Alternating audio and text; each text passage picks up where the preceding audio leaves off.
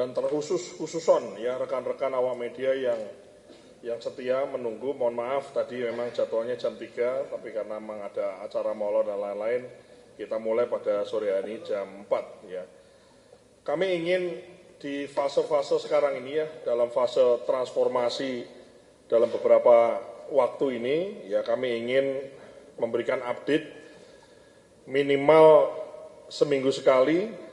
Tapi kalau misalnya memang diperlukan, mungkin ada kalanya kami lakukan siaran pers secara terbatas, kemudian kita kasih rekaman video atau rilisnya kepada awak media dalam kaitannya untuk kita update perkembangan yang kita kerjakan atau kita lakukan di BGN. Ya. Bapak dan Ibu semua, awak media yang saya hormati, ada beberapa hari ini ingin kami sampaikan di momen sore hari ini, yang ingin kami sampaikan kepada masyarakat umum dengan menggunakan saluran media yang sehingga hari ini kita berkumpul di tempat ini. Saya kira awak media dan masyarakat ketahui Badan Gizi Nasional di bawah kepemimpinan kami berkomitmen untuk zero toleran terhadap keracunan.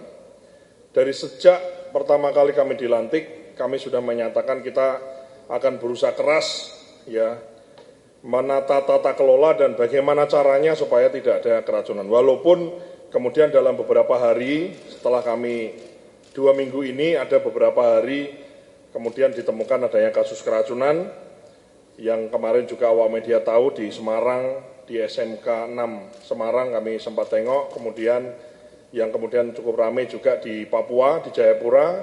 Saat ini Wakil Kepala Badan Gizi Nasional Bapak Maijen Trenggono ada di Jayapura sejak kemudian informasi kami terima langsung ke Papua bersama dengan Ibu Wakil Menteri Dalam Negeri dan juga para pejabat di sana memastikan melihat kondisi dan memastikan bahwa para siswa atau orang yang kemudian dirawat itu kemudian mendapatkan perawatan yang baik. Tentu saja dengan adanya kasus keracunan itu kami dengan tegas sanksi sudah kami umumkan di beberapa keterangan kami yang terdahulu ya, bahwa setiap ada keracunan pasti dapurnya kami suspend, kemudian kami kirim tim untuk investigasi, kemudian kami cek apa masalahnya, termasuk sampelnya dicek oleh Dinas Kesehatan, kemudian dapurnya kami suspend dan kemudian kepala dapurnya kami copot untuk kami evaluasi. Kalau misalnya ada SPPI atau ada kepala dapur yang dinonaktifkan atau dicopot karena kasus keracunan dan berulang atau sebelumnya pernah, maka itu menjadi kondite yang sangat buruk untuk kami kemudian usulkan dilakukan pemecatan dari statusnya sebagai P3K di Badan Kepegawaian Negara dan atau pada saat nanti perpanjangan status P3K-nya tidak akan kami jadikan pertimbangan untuk tidak dilanjutkan. Tapi tentu saja sanksi saja tidak cukup, betul. Ya, sanksi ya, tapi pada dasarnya kan untuk memperbaiki ini kita butuh tata kelola yang handal, yang prima. Kami telah berdiskusi dengan para ahli kemarin di Kementerian Kesehatan bagaimana menyikapi ini, bukan hanya terkait keracunan tapi banyak hal terkait gizi, kandungan gizi, keamanan pangan, kemudian skema-skema lain ya, kami banyak mendengar sekarang. Kemudian kami juga telah mengundang beberapa chef, ya ada chef yang juga kerja di beberapa SPPG, kami tanya kira-kira apa masalah dan lain. Intinya setelah ini sore ini juga kami ingin berdiskusi dengan beberapa pihak yang kami pandang perlu kami dengar. Misalnya ada orang-orang yang berpengalaman, pakar di bidang dunia catering, kami juga tanya kiat-kiat dan lain-lain yang kemudian bisa menjadi rujukan bagi kami untuk perbaikan tata kelola agar di kemudian hari itu tidak ada lagi kasus keracunan. Saya ingin membagikan sedikit histori dari keracunan makanan yang ada di Indonesia, di kita di Indonesia dari bulan ke bulan, dari sejak MBG itu kemudian ada. Anda bisa lihat di layar dari bulan Januari. Jadi ada keracunan ini didata oleh Kementerian Kesehatan, ya tentu saja juga di feeding dari Badan Gizi Nasional. Dari bulan Januari 2025 nanti filenya bisa kami kirimkan. yaitu dari 2025 pada saat Januari kita mulai program makan bergizi gratis, grafiknya seperti itu, di mana kejadian MBG yang merah, kemudian yang biru adalah keracunan makanan yang bukan kejadian yang bukan MBG. Anda bisa lihat memang di awal-awal ya ada kejadian keracunan yang bukan MBG di atas, seiring bertambahnya dapur kemudian ada peak, ya, naik turun, dan kami memang kalau dilihat dari periode-periode sebelumnya trennya mengalami penurunan, dan kami tentu saja ini satu hal yang baik, tapi bukan berarti ini tujuan kita. Tujuan kita adalah nol keracunan untuk seluruh dapur SPBG dan MBG program kita di seluruh Indonesia. Di momen ini kami juga menyampaikan permintaan maaf kepada korban dan keluarga korban di seluruh Indonesia, di beberapa kejadian, ada di Jepara, ada yang di Jogja, ada kemudian di Jayapura, termasuk yang di Semarang dan lain-lain ya. Ini kami mohon maaf, barangkali kami akan terus tingkatkan ini. Selain itu juga kami minta izin untuk dalam waktu yang sesingkat-singkatnya ini kami perbaiki dengan segera tata kelola untuk supaya kasus keracunan ini betul-betul kami bisa nolkan. Dan sekali lagi kami terus meminta masukan dari semua pihak, khususnya para ahli, pakar, dan orang-orang siapapun itu yang kemudian bisa membantu kami untuk, dan juknis, juklak, juknis, kemudian edaran dan lain-lain yang kemudian diperlukan untuk manual SOP di lapangan untuk dapur, chef, kemudian masak, cara masak, jam-jam masak, sistem IT, dan seterusnya, itu kami persiapkan, dan alhamdulillah sebagian sudah jalan, ya bagaimana mengecek makanan, bagaimana kapan makan, logbook, dan seterusnya itu, alhamdulillah sudah mulai berjalan, insya Allah minggu depan akan terus perkembangannya mengalami peningkatan yang signifikan.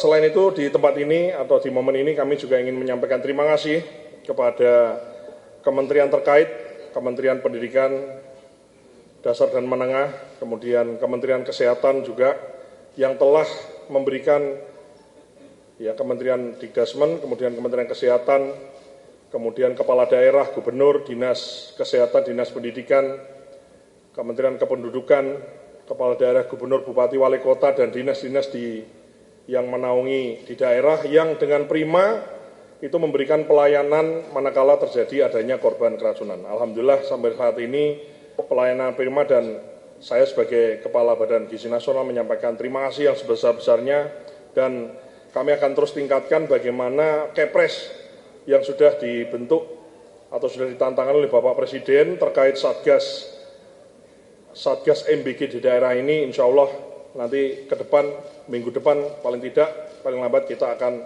laksanakan bagaimana sinergitas dan peran dari kepala daerah, dari pemerintah daerah, khususnya dinas-dinas terkait untuk bisa terlibat, mengawasi dan memastikan intinya adalah tidak boleh ada keracunan dan menu yang disampaikan harus baik, bergizi, dan diterima dengan baik di sekolah, meningkatkan gizi dan tujuan yang menjadi tujuan dari MBG ini bisa tercapai. Ada juga di sosial media atau di media barangkali juga diberitakan adanya relawan atau pegawai yang bekerja di dapur, ya itu ada yang ditemukan dalam kondisi sakit. Merespon itu maka kami ingin semua, ya bukan hanya relawan yang bekerja di dapur, tapi seluruh rakyat kita kan kemudian ada fasilitas cek kesehatan gratis. Jadi secara khusus BGN akan memerintahkan ke seluruh jajaran yang bekerja di dapur itu untuk kemudian melakukan cek kesehatan gratis untuk tahu kondisi kesehatannya, dan juga kami sudah memerintahkan ke seluruh dapur sebelum memulai pekerjaan seluruh karyawan, seluruh pegawai, seluruh relawan harus dicek suhunya, ditanya apakah Anda diare, sakit perut, dan lain-lain, itu keluhannya disampaikan, manakala sakit maka saya minta untuk diliburkan. Ya, jadi kami strict di situ karena ada beberapa keluhan, katanya ada yang kemudian sakit tapi tidak ngaku, ternyata sakit. Nah itu bisa menulari orang di dapur itu dan juga mengkontaminasi makanan yang kemudian dibagikan kepada penerima manfaat. Selain itu pada sore hari ini saya ingin mengumumkan saluran. Jadi begini, BGN ini ada empat, ya, ada 4 parties. Ya, yang pertama BGN itu sendiri, yang kedua adalah SPPI atau kepala dapur di dapur-dapur atau orang yang bekerja di dapur, yang kedua. Yang ketiga adalah mitra atau yayasan, yang keempat adalah masyarakat. Dan kami telah menerima banyak aduan, ada yang melalui website saya, ya kami kebetulan dari sebelum jadi kepala BGN sudah ada website Sudaryono ID, di situ ada lapor Masdar, ada beberapa yang sudah lapor melalui saya, kami berusaha untuk merespon, selain itu juga ada yang WhatsApp ke nomor saya, ada juga yang kemudian mengirimkan email. Kami sudah membuka layanan email untuk SPPI dan layanan email untuk mitra atau yayasan. Selain itu, kami juga ingin mendapatkan lebih banyak barangkali aduan-aduan yang ada juga yang orang mengadu mungkin tidak mau ketahuan siapa dirinya. Nah, kami menerima itu, sehingga kami pada sore hari ini kami membuka PO Box untuk pengaduan. Bisa ditampilkan PO Box-nya?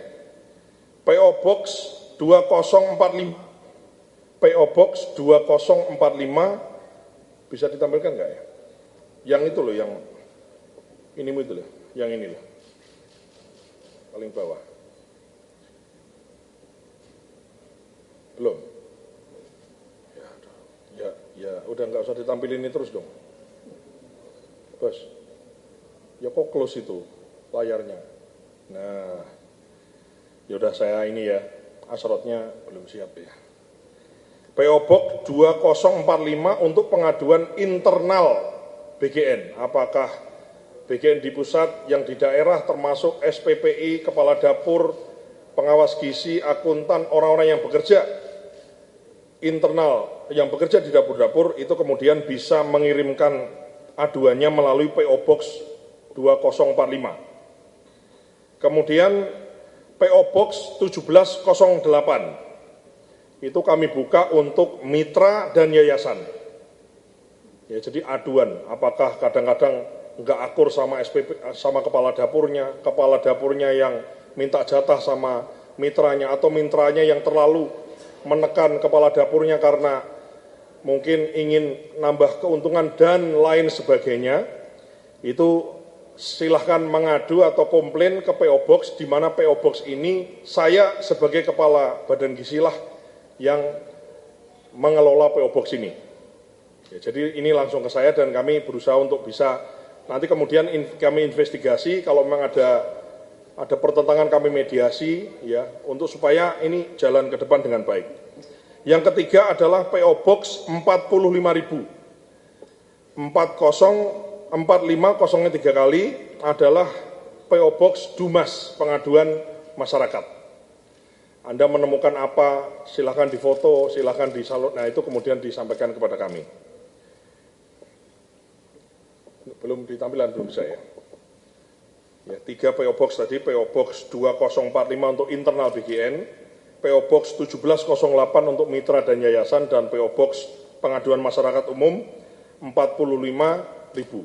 Ya. Selain itu kami juga telah menerbitkan petunjuk sanksi terkait pelanggaran, apakah itu dikarenakan keracunan yang kami namakan adalah kejadian fatal atau kejadian-kejadian lain yang kami namakan kejadian menonjol. Kami telah memberikan kepastian waktu suspend yang dinamakan sementara, yang dimana dulu suspend itu kita nggak tahu kapan bukanya, dan di situ kemudian terjadi adanya pertemuan dan negosiasi. Ya, ini yang dulu-dulu begitu. Nah, sekarang kami by sistem, jadi suspend itu kami bagi 3, ringan 10 hari, sedang 20 hari, dan berat 30 hari, dan suspend permanen. Manakala dapur itu kemudian mendapatkan suspend lebih dari 2 kali, misalnya suspend, apakah itu suspend ringan atau sedang misalnya, kemudian setelah kita investigasi misalnya tidak ditemukan adanya kelalaian dari sisi fasilitas, IPAL, SLAS, sanitasi, dan lain-lain, tidak ada masalah, bisa dibuka kembali. Tapi tetap kepala dapurnya kita sanksi. Kemudian setelah buka, kemudian ada kondisi keracunan lagi, maka ini menjadi kondite di mana kami pertimbangkan untuk disuspend permanen. Ya. Dan 30 hari itu manakala ya korbannya banyak itu kami suspend lebih panjang dan bisa jadi menjadi pertimbangan untuk kami suspend secara permanen. Yang berikutnya adalah syarat sertifikasi layak higienis dan sanitasi (SLHS). Jadi oleh pengurus sebelumnya itu saya enggak terlalu ingin, itu kan sekarang lagi diinvestigasi oleh pihak berwajib oleh kejaksaan, tapi kami ingin memperbaiki apa yang memang belum ada. Ada beberapa dapur yang sudah beroperasi namun SLHS-nya belum ada. Maka kami berikan tenggat waktu sampai dengan tanggal 10 bagi dapur-dapur yang sudah beroperasi cukup lama tapi belum melengkapi SLHS sampai dengan tanggal 10 kami berikan kesempatan terakhir sampai dengan tanggal 10 untuk melengkapi syarat layak higienis dan sanitasi ini diurus di Dinas Kesehatan masing-masing kabupaten kota. Dan saya sudah mengirimkan surat edaran kepada jajaran BGN di daerah untuk memberikan asistensi dan bantuan administrasi manakala diperlukan untuk sebagai syarat pengurusan SLHS di Dinas Kesehatan masing-masing kabupaten kota. SLHS ini bukan syarat administrasi, ini syarat mutlak. Manakala dapur itu kemudian tidak layak, ya memang 0. Kalau layak 1. Jadi kalau mau sebagus apapun ternyata secara higienis dan sanitasinya itu kemudian tidak layak, maka harus disuspend permanen. Kami tutup dapurnya secara permanen. Sampai sejauh ini kami mendapatkan laporan ada 950 dapur yang kami curigai sampai dengan hari ini kemungkinan besar tidak layak sanitasi dan higienis, yang kemungkinan akan kami umumkan di kemudian hari berapa yang pasti kami tutup secara permanen karena tidak layak secara higienis dan sanitasi. Ini membahayakan keamanan, kesehatan, dan nyawa dari penerima manfaat kita. Namun ini ada beberapa kesulitan juga saya tahu dari beberapa mitra sudah ngurus, kemudian ada juga kecepatan yang berbeda-beda dari penanganan atau respon Dinas Kesehatan masing-masing kabupaten kota di daerah masing-masing. Ya, yang enggak berkepentingan boleh. Ini ya. Oke. Jadi saya memahami, jadi ada beberapa mitra itu kemudian sudah mengirimkan email, melakukan pengaduan, yang dimana respon dari masing-masing kabupaten kota, dinas kesehatannya ini berbeda-beda. Ada yang merasa dipersulit, diperlambat, ada yang merasa dipingpong.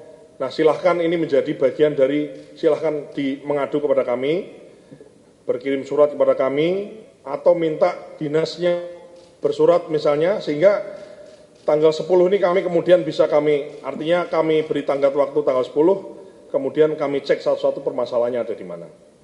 Kami juga menyadari bahwa kewajiban SLHS ini secara tegas kami berlakukan dan ini berimbas pada tiba-tiba dinas itu tiba-tiba sibuk. Karena ada puluhan dapur yang tidak ngurus SLHS, tiba-tiba ngurus dan harus cepat-cepat jadi. Jadi kami juga berusaha untuk memahami itu, tapi yang jelas yang tidak layak sanitasi dan higienis pasti kami tutup secara permanen. Saya juga ingin menjelaskan kepada publik ya, per hari ini,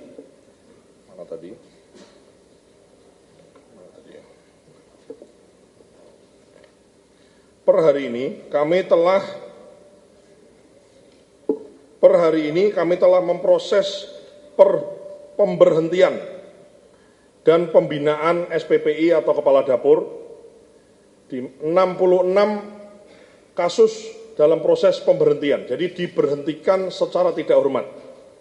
Karena apa? Karena tindakan indisipliner tidak berada di tempat lebih dari 10 hari secara berturut-turut, kemudian ada kejadian phishing, yaitu tadi mengaku duitnya hilang karena scam dan lain-lain, kemudian ada juga yang terlibat judi online, dan juga ada yang kemudian terbukti melakukan tindak pidana hengki-pengki dan kemudian itu tadi. Ada yang minta duit lah, inilah permainan. Nah, ini 66 sudah kami proses pemberhentian sebagai ASN P3K. Jadi kepada Badan Kepegawaian Negara kami sudah proses 66 kepala dapur. Dan sisanya ada 60 yang kasus yang dalam pembinaan internal. Pembinaan internal ini sebagian besar itu adalah karena terjadinya konflik antara mitra yang punya dapur berkonflik dengan kepala dapurnya.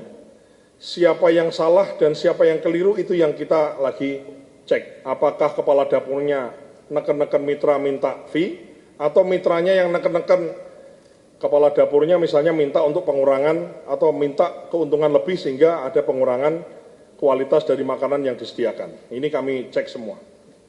Jadi ada 66, ini tersebar di Jawa Barat 29, Jakarta 19, Jawa Tengah 12, Jawa Timur 27, Sumatera 21, Kalimantan 9, 4 di Sulawesi, dan 5 di tempat-tempat lainnya.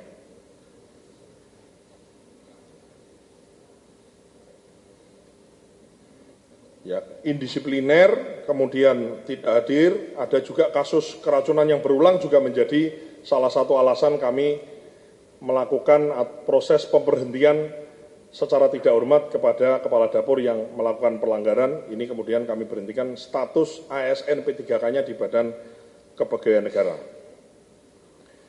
Sekali lagi menanggapi masih adanya kasus keracunan, kami terus untuk meningkatkan layanan fungsi kontrol kami. Kami kasih contoh saja adalah kasus keracunan di Jayapura melalui sistem namanya POP yang kemarin saya sampaikan itu dari nyacah call sampai dengan diserahkan itu ada lognya, ada logbooknya, bisa ditampilkan nggak? Aku kemarin minta screenshotnya itu. Ada? Lah, kenapa nggak ada?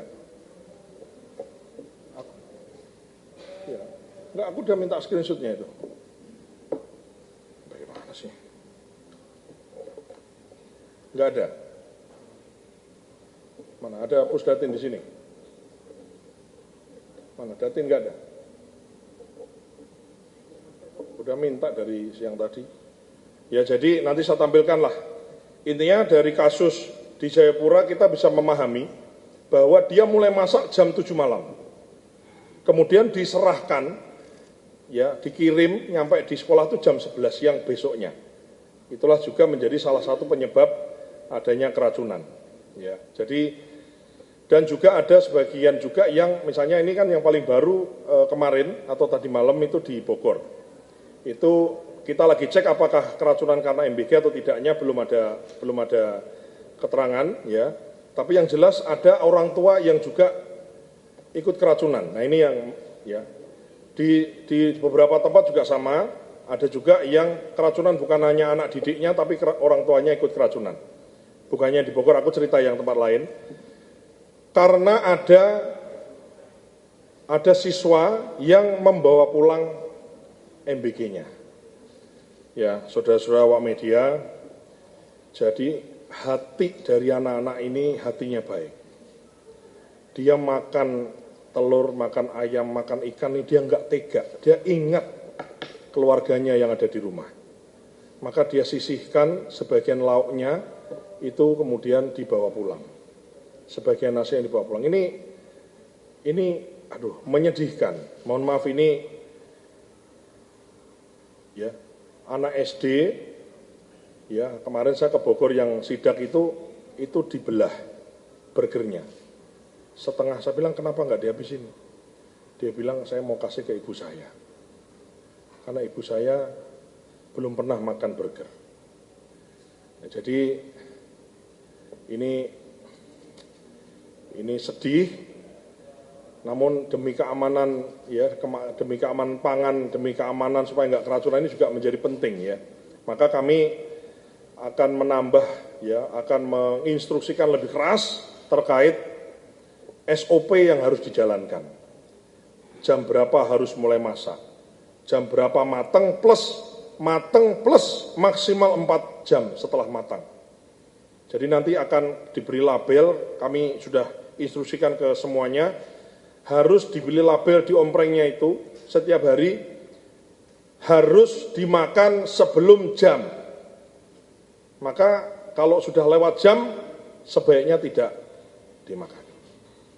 Harus dimakan sebelum jam. Apalagi kalau dibawa pulang. Ini kami terus koordinasi dengan Kementerian Dikdasmen bagaimana guru ya. Jadi begini, awak media semua dan Bapak Ibu semua di seluruh Indonesia, ada anggapan bahwa seolah-olah guru itu terganggu jam belajar mengajarnya karena harus ngurusi ompreng. Itu harusnya tidak. Karena di setiap sekolah ada PIC yang kemudian ada insentif dari kami untuk membantu proses distribusi makan bergizi gratis MBG ini di kelas-kelas. Ada PIC-nya 2 orang. Lantas guru ini apa? Tugas atau tambahan tugasnya adalah ikut menyertai makan bersama murid-muridnya. Dalam rangka apa? Dalam rangka untuk edukasi kepada murid-murid siswa di kelas itu. Sudah cuci tangankah? Antri, ngambil ompreng, duduk, berdoa, makan dengan baik, dijelaskan kandungan gizinya termasuk dimakan sebelum jam atau harus dimakan sebelum jam berapanya. Nah, manakala nanti ada yang membawa pulang, maka kita beri anjuran jangan dibawa pulang. Takutnya ada kasus menjadi penyebab kasus keracunan. Di banyak tempat, saudara-saudara, itu misalnya ada yang membawa pulang, katakanlah di dalam satu sekolah, ada yang dibawa pulang 10 orang. Terus karena dimakan di rumah sudah rusak, itu kemudian sakit perut misalnya, kemudian berobat ke puskesmas. Karena berobat ke puskesmas, dia cerita sama temennya, aku kayaknya keracunan MBG, katanya, karena dibawa pulang tadi. Temennya itu kemudian karena takut, orang tuanya kemudian rame-rame satu sekolah itu kemudian berobat ngecek ke puskesmas, apakah dia keracunan apa tidak gitu loh. Sehingga kelihatannya yang datang ke puskesmas itu banyak gitu. Jadi ada kasus seperti itu, tapi ini semua kita dalami semua ya, pola-pola ini. Khusus misalnya yang di Bogor ini, yang keracunan gurunya juga ada yang mules, termasuk orang tua siswa, makanya ini kita lagi cek semuanya. Jadi kami sekarang ini lagi analisis semua untuk kasus keracunan, karena kami tidak ingin ada satupun kasus keracunan. Ya, kami tidak ingin. Jadi SOP kami pastikan. Nah, kalau bisa ada contohnya sudah ada? Ya. Minta maaf nih ya. Di sini doang. Oh, di situ nggak ada. Aku nggak bisa lihat. Kok layarmu kok putar sini biar aku bisa lihat. Laptopmu kok, laptopmu putar. Enggak. Copot aja dah. Ya.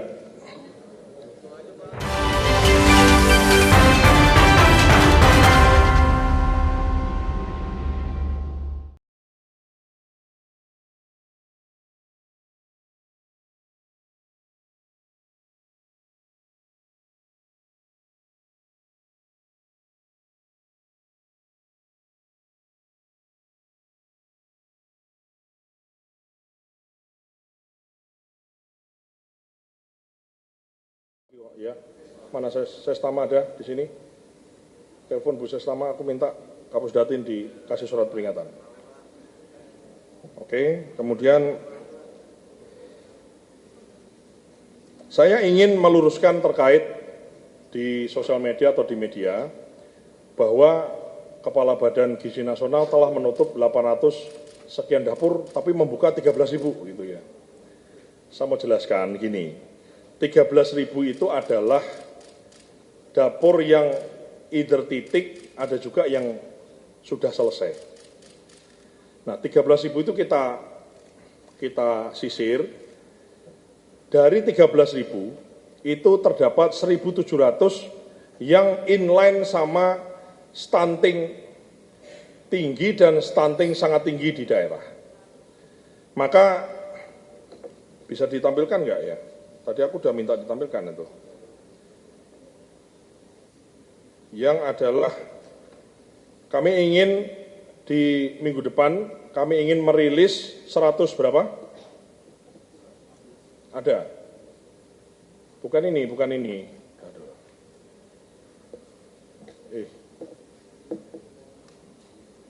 Mana? Ditutup aja, bukan ini. Lain kali kalau saya presentasi, datinnya ada. Ya. Ini kita lagi krisis, kita mau perbaikan cepat.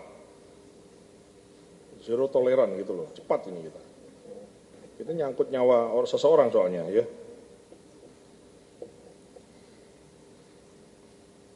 Jadi kami di minggu depan akan merilis, akan mengaktifasi kira-kira lebih dari 100 titik yang tersebar di Papua, di NTT, Maluku, Maluku Utara, dan khususnya di situ, dan Nias kalau tidak salah, ya. Jadi ada di Papua semua, 6 provinsi di Papua, ditambah NTT, ditambah Maluku dan Maluku Utara.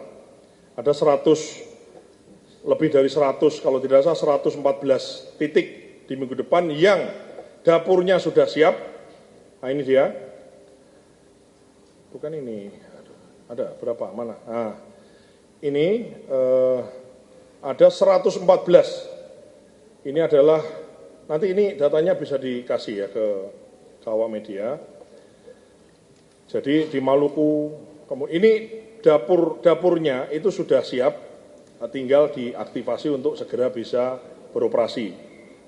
Terus ini, dari 13.000 tadi, yang siap mana, daerah yang stunting tinggi dan sangat tinggi dan 3T yang mana, itu duluan yang menjadi prioritas.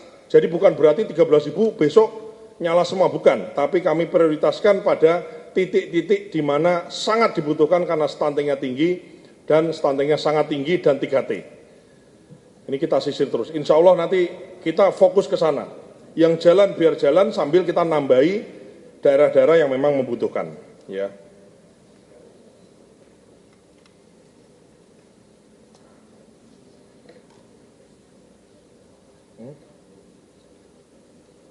Ya.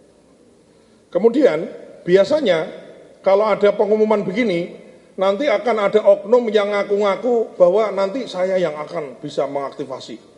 Kamu bayar saya karena saya orangnya Pak Daryono. Bohong, laporkan polisi, penipuan itu, udah pasti. Ya, jadi penentuan titiknya by system. Saya yang tentukan, saya tidak tahu itu punya siapa, saya nggak tahu. Jadi kalau ada orang ngaku-ngaku, misalnya nih ya, kadang-kadang kan ada itu, pemain di tikungan itu, ya kan. Jadi padahal dia nggak ada jasa apa-apa, tapi bro, ini udah di ujung nih, kau bayar segini, kalau enggak nanti kau nggak diaktifasi nih. Padahal ditunggu aja diaktifkan. Jadi intinya kalau ada orang ngaku-ngaku minta uang dekat dengan siapapun, udah laporkan polisi. Saya dukung untuk dilaporkan. Tidak ada siapa, tidak ada yang ngaku keluarga saya, teman saya. Nah, biasanya kalau buka-buka gini suka ada pemain tikungan yang ngaku-ngaku jualan jasa kepada masyarakat. Jadi saya himbau kepada masyarakat, jangan percaya kalau ada foto, minta KTP-nya, kalau laporkan polisi. Ya, nggak ada lagi. Saya nggak ada lagi orang-orang yang mengambil kesempatan dalam kesempitan ini. Kira-kira itu yang ingin saya sampaikan, ya, saudara-saudara semuanya. Mohon maaf, barangkali tadi sekali lagi menunggu dan minta maaf.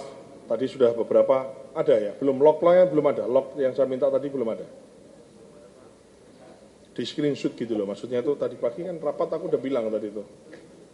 Mau kasih lihat kepada beliau, mereka maksudnya kepada umum bahwa sistem kita prima. Nggak bisa kok buka itu sistem log.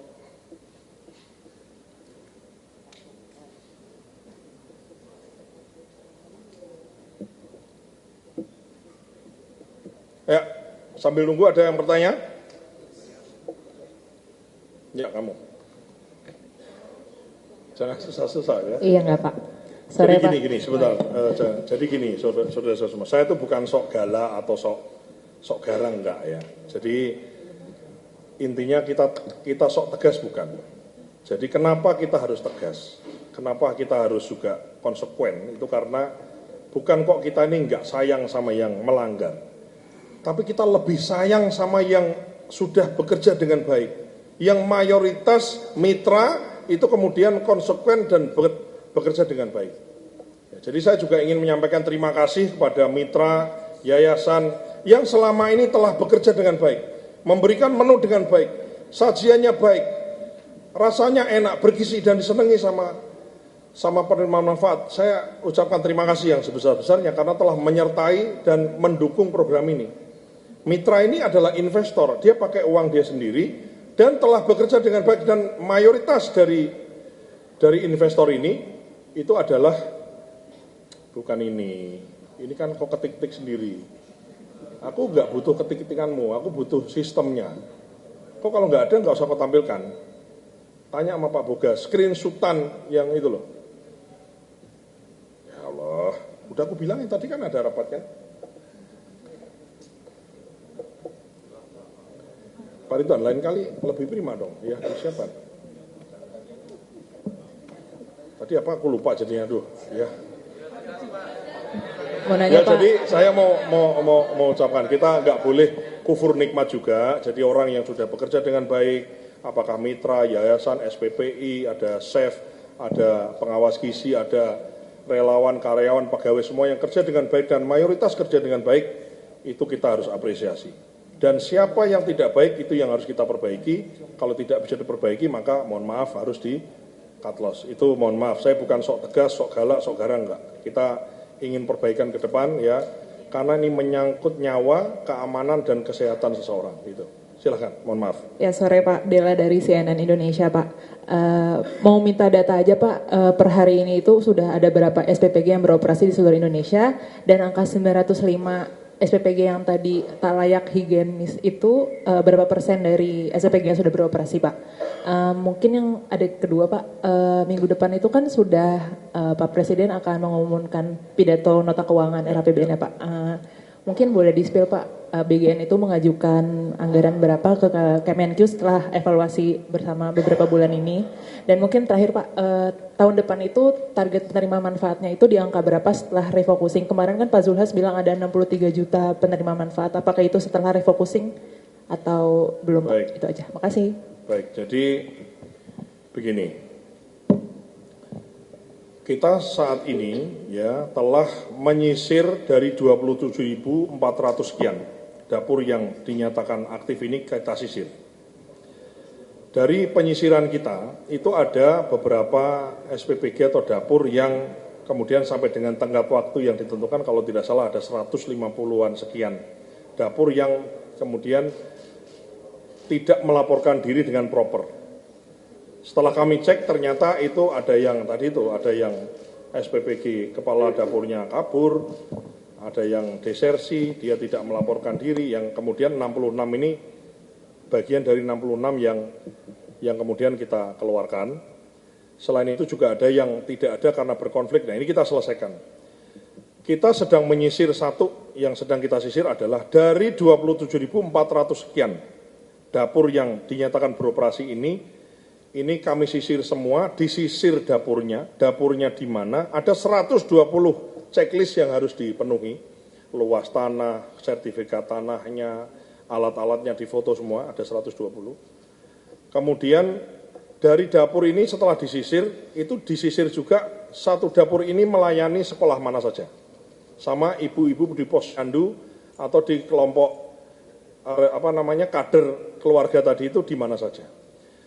Maka kami rencananya minggu depan kami akan menerbitkan SK yang adalah memberikan SK ke setiap dapur ini melayani sekolah ini, posyandu ini dan seterusnya.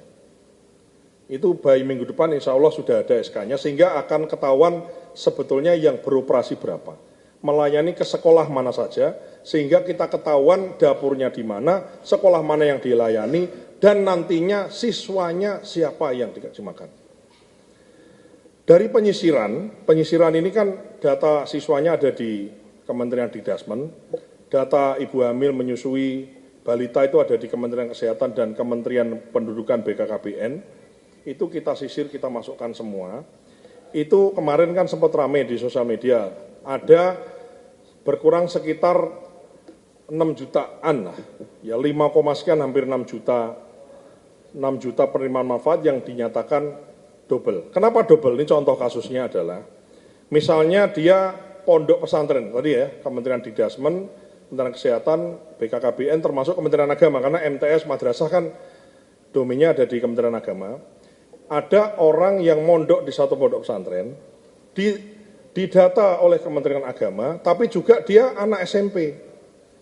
Sehingga didata juga di Kementerian Dikdasmen ini, kemudian semua data ini nyumpul dari satu dan datanya ngobrol. Setelah ngobrol, kemudian ternyata ada data yang double. Tapi jangan kemudian disalahartikan, oh berarti 6 juta kali sekian kerugian, bukan. Belum semua itu kemudian, misalnya ada kan yang kemarin saya kembalikan dari 414 dapur yang VA-nya double, uangnya kami kembalikan 311 miliar, itu bagian dari itu. Kalau apakah ada mens rea atau tidak ada mens rea-nya itu jadi domainnya sekarang ini, jadi domainnya kejaksaan. Yang seperti juga kami sampaikan di preskon sebelumnya, ada 16.000 sekian yang menjadi objek pemeriksaan KKA, kertas kerja audit dari kejaksaan, itu salah satunya nyisirin ini semua. Ya. Apakah ada niatan dia misalnya mau nyuri atau tidak, nah itu bukan karena kami serahkan semua datanya kepada pihak berwajib yang saat ini sedang ngecek semua, siapa bersalah pasti akan dipanggil. Ya. Jadi insya Allah mungkin minggu depan kita sudah ada angkanya, termasuk juga indikator penerimaan manfaatnya berapa, ketahuan dari situ. Pasti dong ya, pas Pak Presiden pidato, pasti kan sudah ada angkanya. Jadi kalau angkanya berapa kita tunggu di hari Pak Presiden pidato saja. Ya, silakan. Enggak ada cowok yang tanya ya. Oh ada kamu, nanti habis ini kamu ya. Ya silakan Mbak. Sore Mas, Bella dari CNN Indonesia TV. Mas tadi kan kalau kita ngelihat di data yang ditayangkan di TV ini kan ada 114 SPPG yang siap akan beroperasional. Ya. Nah ini dana insentifnya dari mana ya Mas? Yang pertama itu. Yang kedua kemarin kan saat evaluasi besar-besaran sistem dan juga dana operasional itu kan belum ada update-nya. Boleh diupdate mungkin Mas terkait dana insentif terutama ya untuk SPPG. Terima kasih. Ya dari anggaran kita kan ada, masih. Jadi anggarannya masih.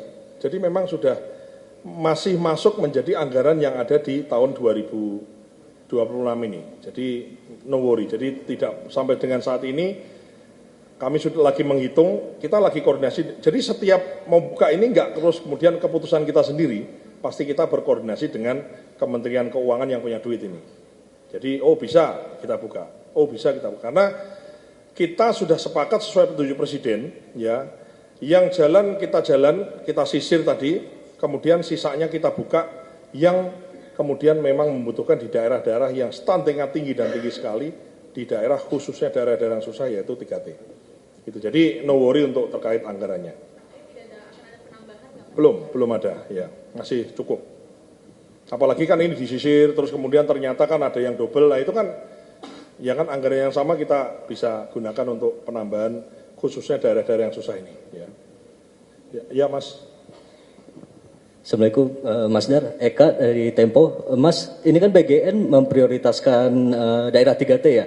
Ada perubahan anggaran untuk proporsinya nggak Pak? Untuk menyelesaikan indeks kemahalan pangan? Nanti saya umumkan ini. Oh ya. Terus satu lagi, sertifikasi SLAS dan HACCP itu kan sebenarnya formalitas. Tapi yang krusial itu kan... Saya ulangi, bukan formalitas.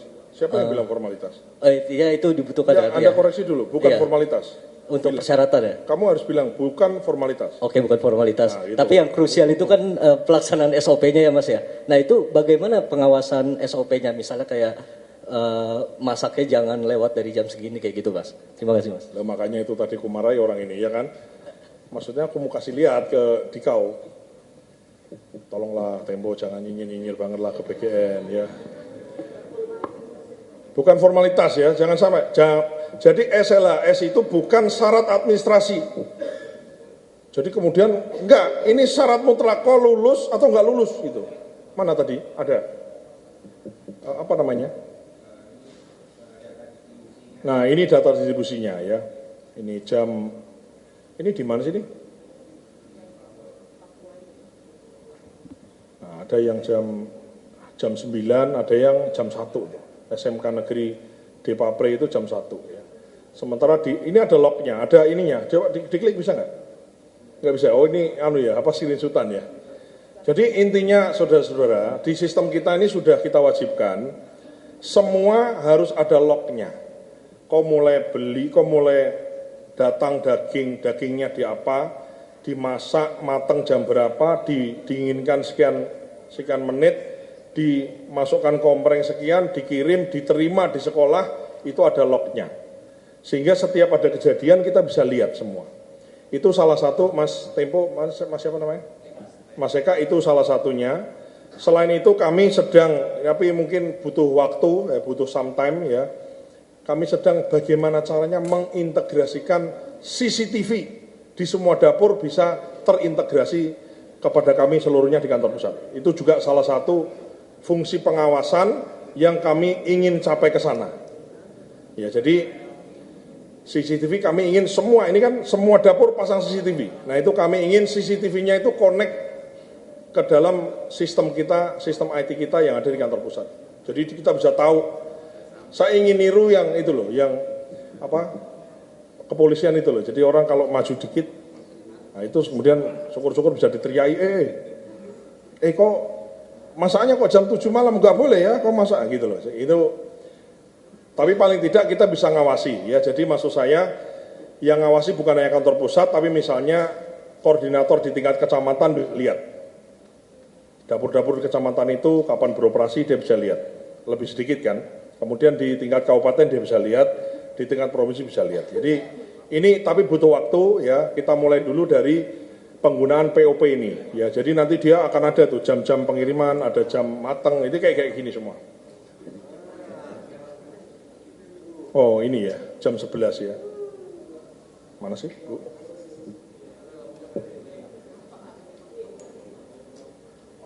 Jam 11.21 ya.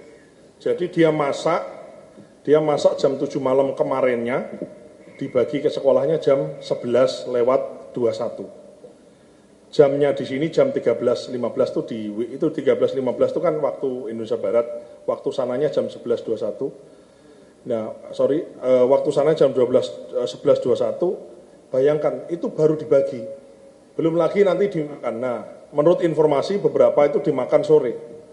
Nah, inilah penyebabnya adalah makanannya sudah rusak.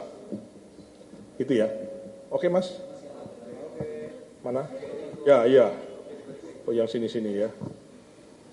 Kamu nggak pegang mic, dia pegang mic itu. Ya. Sore Mas, saya Lintang dari Antara. Mas Dar, yang pertama kemarin pertemuan dengan Presiden, ditutup aja. BRIN menyatakan membuat teknologi untuk ompreng agar dia pendeteksi wadah ompreng itu ada gasnya atau tidak. Nah, apakah bagian akan mengadaptasi itu? Yang kedua, masih soal keracunan, Mas Dar, di Dramaga Bogor juga sudah keracunan. Apakah nanti ada sanksi juga bagi yayasan atau mitra? Mas Dar tadi kan bilang sebatas kepala SPPG saja dan mungkin enggak, disanksi, disuspend, diinvestigasi. Kepala dapurnya dicopot, kemudian kita investigasi. Ada unsur kesengajaan, kelalaian fatal, dan lain-lain kita cek semua. Oke, nah, kemudian yang tadi pertanyaan pertama apa? BRIN itu tadinya mau saya panggil hari ini, tapi beliaunya ada yang itu kan pendeteksi basi di nasi, di apa kan ada itu yang ditunjukkan ke Presiden. Sebetulnya saya mau panggil tadi siang, tapi beliaunya kebetulan nguji S3 dan lain-lain. Rencananya Senin apa Selasa kami minta untuk bisa dipaparkan kepada kami, karena kami butuh such of solution untuk bisa membuat keracunan itu nol, itu aja. Mas, apakah akan ada pejabat-pejabat BGN yang ditempatkan gitu di wilayah-wilayah yang mungkin memang selama ini kasus keracunannya meningkat cukup drastis? Iya. Lalu yang terakhir Mas Dar, soal belasan pekerja di SPPG Bima NTB itu terdeteksi hepatitis. bagaimana respons dari BGN? Ya, Itu ya. saja, terima kasih. Baik, saya telah mengeluarkan SK, surat keputusan, jadi membagi habis eselon 1 dan eselon 2 dan di bawahnya, itu kemudian berkantor di daerah-daerah. Karena dapur tidak semuanya ada di, dapur itu kan nggak ada di gedung ini, dapur itu ada di daerah-daerah. Jadi kami telah membagi eselon 1, eselon 2 dan di bawahnya, membagi habis provinsi dan membagi habis kabupaten. Jadi dia punya tugas pokok, misalnya sebagai kepala biro humas misalnya, itu tugas pokok dia, tapi dia punya namanya wilayah penanggung-jawaban. Jadi biasanya eselon 2 itu di kabupaten, kalau tidak salah hitungannya satu eselon 2 mengampu 8 kabupaten gitu. Sehingga kasus keracunan, koordinasi dengan kepala daerah, koordinasi dengan koordinator yang ada di kabupaten itu, koordinasi dengan koordinator di kecamatan itu, koordinator dengan camat, koordinator dengan dinas kesehatan, itu bisa menjadi tanggung jawab si penanggung jawab ini. Jadi ada tugas pokoknya sebagai Karohumas misalnya, tapi dia juga mengampu 8 kabupaten yang menjadi tanggung jawab dia. Kasus keracunan, kasus ini, kasus apapun itu, pelanggaran itu menjadi kondite bagi dia. Ya, jadi ini sudah saya keluarkan SK untuk semuanya dibagi. Eselon 1 dibagi ke provinsi, jadi satu eselon 1 mengampu beberapa provinsi, bawahannya mengampu kabupaten-kabupaten di bawahnya. Ini tidak lain tidak hanya untuk bagaimana memastikan roda organisasi dan tujuan dari MBG ini kemudian bisa berjalan dengan maksimal. Dan kami telah memberikan kebijakan, barang siapa masuk Jakarta lapor kepada kepala badan. Jadi izin dulu, karena memang tugasnya lebih banyak diampu di daerah di mana dia bertanggung jawab. Nah, terkait tadi ada yang hepatitis itu sebetulnya itu sudah kasus lama dan yang bersangkutan sudah tidak lagi bekerja di tempat itu. Jadi itulah salah satunya kita ingin ada pengecekan kesehatan gratis manakala ada ya kan ada penyakit menular yang barangkali berbahaya, itu kemudian dengan berat hati kami mohon untuk bisa tidak bekerja di situ dan fokus pada pengobatannya gitu. Itu sih. Oh, kamu ya, bolehlah kamu, habis itu kamu lah ya. Mas, saya Nanda dari kantor berita Reuters, Mas. Mau nanya soal 13.000 tadi, Mas. Apakah sudah ada breakdown-nya? Yang stunting berapa, high stunting berapa, 3T berapa, dan timeline kira-kira akan operasinya kapan, Mas, untuk tiga kategori ini, Mas? Sudah ada dari Kementerian Kesehatan kita sudah punya datanya. Aku nggak hafal ya, tapi yang jelas kita overlay dengan, jadi gini, kita tahu dari mana daerah itu stunting tinggi atau tinggi sekali. Itu kita tahu dari pendataan Kementerian Kesehatan dan BKKBN. Kemudian kira-kira ya bayangan imajinasinya itu kita plot gitu, taruh di layar, terus kita overlay dengan kesiapan dapur. Kita mulai dari dapur yang paling siap. Tadi saya bilang ada 114 itu minggu depan siap, kita bisa aktivasi. Nanti minggu depan itu batch pertama, nanti ada batch kedua, batch ketiga. Kalau memang di situ harus ada dan belum ada dapurnya ya harus kita bangun. Karena memang kita fokus sekarang ini yang sudah jalan ya, tapi kemudian kita fokus dari daerah-daerah yang sulit ya. Sekali lagi ya, Indonesia itu tidak hanya Jakarta atau tidak hanya Jabodetabek, Indonesia itu luas. Dari Aceh sana, dari Sabang sana sampai dengan Merauke. Coba ini banyak ini ya. Ya. Misalnya nih ya, yang sangat tinggi aja saya bacakan ya, contoh aja. Di NTT itu Belu sangat tinggi, kemudian di Malaka itu juga tinggi, kemudian di Manggarai Timur itu tinggi sekali ya, maksudnya sangat tinggi ya. Kemudian di Rote Ndau itu juga sangat tinggi, kemudian Sumba Barat itu juga sangat tinggi, Sumba Barat Daya tinggi, Timur Tengah Selatan tinggi sekali. Jadi kita sudah ada kategorinya ini ya. Ada merah, ada kuning, ada hijau, Aduh, totalnya sih banyak iya. Nanti ku nanti ku share aja deh ya datanya ya. Soal satu lagi, Mas.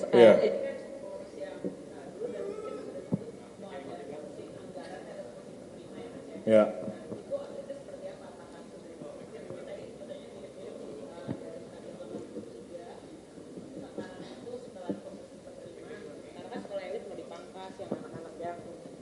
Ekonominya cukup bagus mau dipangkas, itu update-nya per hari ini berapa gitu Mas? Sedang kita hitung ya, jadi nanti kami umumkan berikutnya. Ya, yang jelas betul yang kamu sampaikan bahwa kita sedang sisir, kayak misalnya sekolah-sekolah swasta khususnya yang elit misalnya gitu kan tidak perlu MBG, itu kami komunikasikan dengan kepala sekolah, dengan orang tua, dengan apa namanya itu, apa istilahnya, komite sekolah ya, kami komunikasikan. Yang jelas kan ini bagian dari komunikasi, ada beberapa sudah, sekolah itu ada berapa, ada sekian ratus lah itu yang sudah menyatakan tidak perlu ada, rata-rata sekolah swasta yang memang mohon maaf mungkin biayanya juga cukup tinggi dan tidak perlu memerlukan adanya MBG di sekolahnya gitu.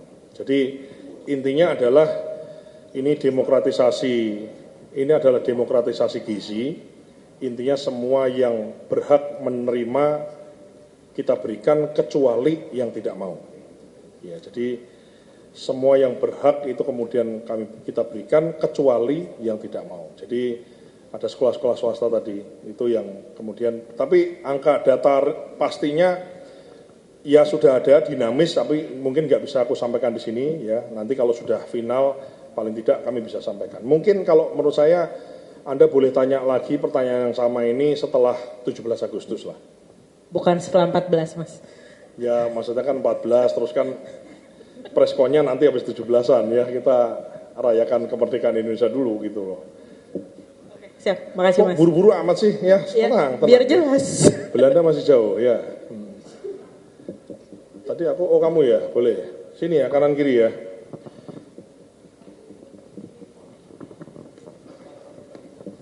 Izin mau elaborasi lagi Pak yang 13.000 itu. Kan salah satunya yang di 3T itu ya Pak. Itu apakah semuanya akan dibangun tahun ini dan sebenarnya itu akan dibangun oleh mitra atau dananya dari BGN itu seperti apa? Dan mau nanya juga soal, kemarin kan Bapak bilang mau investigasi yang pakai barang subsidi ya. Udah ada belum Pak angkanya? Kita tagih. Ya kita belum ada. Ya untuk yang investigasi kami, itu kan ada pengakuan itu kan. Pengakuan beli-belinya lagi kita kumpulkan ya, kami sudah kita investigasi, tapi maksud saya belum bisa saya umumkan. Kemudian yang 13.000 itu kan begini loh Pak, 13.000 ini sudah ada, tapi saya nggak mau sampaikan berapa yang, jadi ya baru ada yang baru titik. Kalau titik itu saya sarankan kepada mitra yang baru nitik udah nggak usah diterusin ya. Kemudian yang sudah bangun, khususnya apalagi yang sudah selesai itu. Jadi begini, ini kan udah ada yang sudah selesai, itu kemudian kita lempar ke peta yang stunting yang sangat tinggi dan tinggi tadi. Makanya nanti batch-batchnya itu kami laksanakan. Intinya kan adalah begini, ini barang ini kan harus segera dibangun. Barang ini harus segera nyala, jalan di tempat-tempat yang memang membutuhkan. Yaitu daerah-daerah yang jauh, daerah-daerah yang membutuhkan, daerah-daerah yang memang intervensi gizinya itu sangat dibutuhkan. Ya di Papua, ya di Maluku, ya di NTT, dan jangan salah, ada juga yang di Jawa itu ada beberapa kabupaten yang juga stuntingnya cukup tinggi, itu ada, datanya ada semua. Dan pendataan ini sudah prima lah menurut saya datanya. Selain itu nanti juga kami akan memonitor, misalnya daerah stunting di, kau sebut misalnya di mana gitu ya, di Belu tadi misalnya, itu nanti dia sekolah di mana, sudah dapat MBG apa belum anak itu kemudian kita bisa ukur perkembangannya. Kan tujuan MBG ini kan bukan ngasih makan gratis doang, sebetulnya kan adalah intervensi gizi, itu yang menjadi penting ya. Jadi itu kira-kira. Tahun ini semua berarti Pak? Yang apa? Semuanya sesuai kebutuhan, tenang aja. Terus pembentukannya itu dari mitra atau dananya dari BGN Pak? Kita memaksimalkan yang memang sudah dibangun ini oleh mitra, kita maksimalkan skema dan seterusnya ya. Oke, lanjut. Pak, moratorium itu di moratorium yang enggak pembentukan baru berarti udah dicabut ya Pak? Gini, ya kalau dibilang moratorium kemudian dicabut, jadi gini, saya ulangi ya, moratoriumnya itu terbatas. By system kita buka sesuai kebutuhan. Jadi sekali lagi tolong disiarkan, jangan sampai barang ini kemudian ada pihak-pihak yang menjajakan jasa, merasa kenal sama saya lah, pernah foto sama saya lah, kemudian dijual-jual, kemudian minta duit, ternyata dia cuma jualan kebohongan ya. Jadi tolong tidak ada pihak manapun saya larang, kalau ada silahkan dilaporkan kepada pihak yang berwajib ya. Oke, kamu udahlah ya, 2 ini habis ini udah ya. Satu aja, ya, satu aja lah ya. Tes. Lelah ini. Apa? Pak, satu lagi Pak, satu lagi. Apa? Ya. Ya, saya Zahira dari Kumparan. Tadi dari Bapak sendiri bilang sebenarnya tujuan utama dari program MBG ini kan sebagai intervensi gizi untuk menurunkan angka stunting seperti itu. Untuk mencapai target tersebut sebenarnya indikator keberhasilannya seperti apa, dan dari situ sebenarnya bagaimana BGN melihat dampak MBG terhadap kualitas sumber daya manusia di Indonesia. Itu aja. Terima kasih. Terakhir ya. Setuju? Ngene, tak kasih tahu ya. Jadi program itu selalu ada namanya output, outcome, sama impact gitu Pak. MBG ini program outputnya apa? Outputnya adalah makanan yang aman, bergizi, dan disantap oleh penerima manfaat dengan baik. Itu adalah outputnya. Outcome-nya bagaimana? Outcome-nya kita ukur. Apa? Misalnya tingkat kehadiran siswa di sekolah, naik apa tidak. Kemudian outcome-nya lagi adalah misalnya tingkat sakit dari siswa itu dihitung, diukur bisa. Ini Kementerian Kesehatan yang ukur, yaitu diukur bisa. Kemudian tingkat kesehatannya, tinggi badannya, kurus gemuknya, itu bisa dilihat dari situ. Ya. Lantas yang terakhir adalah baru impact gitu Mbak. Impact-nya apa? Impact-nya jangka panjang. Nggak bisa kita ngasih makan hari ini, selama setahun kemudian langsung nggak bisa. Ini butuh waktu ya. Jadi ini menandakan bahwa Presiden kita dalam membuat program ini sebetulnya program yang super jangka panjang. Kalau mau gampang aja kan sebetulnya ya mungkin program yang lebih populis banyak, tapi ini MBG ini adalah program yang sangat jangka panjang. Karena impact-nya itu bisa akan kita rasakan 5, 10, 15 tahun, kemudian kita lihat. Karena dengan orang yang datang sekolah tidak lapar, kebutuhan gizinya cukup, di saat dia tumbuh kembang, termasuk ibu hamil dan menyusui juga sama, itu kemudian kita bisa lihat impact-nya, peningkatan, apa sih namanya itu, rasio inilah, rasio belajar lah, dan lain-lain, ini kita harapkan nanti impact-nya ke arah sana. Dan makan bergizi ini bukan kita yang pertama, sudah ada 70 negara lebih di seluruh dunia yang sudah melaksanakan ini jauh-jauh tahun yang lampau. Salah satunya India, salah satunya Brasil, salah satunya Jepang, salah satunya China, dan Anda bisa sebut sendiri, dan impact-nya Anda bisa lihat dari negara-negara. Ya. Jadi Anda bisa lihat dari hasilnya itu. Sehingga maka ya, ini terakhir komentar saya yang terakhir adalah maka ini menjadi penting adalah edukasi gizi. Ya, kami lagi menyiapkan satu modul, kalau nggak salah hari Sabtu besok saya akan Zoom bersama dengan Menteri Dikdasmen untuk kita koordinasi bagaimana mengedukasi gizi. Artinya maksudnya begini, banyak di antara rakyat kita, khususnya orang tua itu tidak terlalu paham terkait gizi. Pentingnya protein, pentingnya karbohidrat, pentingnya mineral, pentingnya vitamin, pentingnya ini nggak tahu. Kenapa mesti makan protein? Apa impactnya? Nggak banyak ngerti ya gitu. Bahkan saya sempat dicibir di medsos karena saya ngomong bahwa saya dari kecil makan telur, saking banyak makan telur, kemudian sampai bisulan. Saya juga ngerti bahwa bisul sama makan telur banyak ini tidak ada hubungannya, ngerti. Tapi memang saya sengaja melempar ini. Dan alhamdulillah banyak ahli gizi di sosial media kemudian speak up semua. Pak Kepala Badan ini keliru katanya.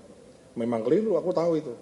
Cuman kenapa saya lontarkan? Karena di masyarakat kita di desa-desa itu masih ada mitos yang mengatakan kalau anak dikasih makan banyak telur akan bisulan. Maka perlu banyak ahli itu menjelaskan, memakai sosial media, memakai ini semua untuk berkampanye. bahwa salah satu sumber protein terbaik itu adalah telur yang harganya relatif lebih murah dibanding sumber protein lain. Itu maksud dan tujuan saya memancing gemuruh di antara ahli gizi, dan alhamdulillah banyak dari ahli gizi kemudian terpancing untuk berkomentar dan melakukan edukasi yang baik di sosial media. Saya kira itu. Terima kasih atas. Wassalamualaikum warahmatullahi wabarakatuh. Terima kasih.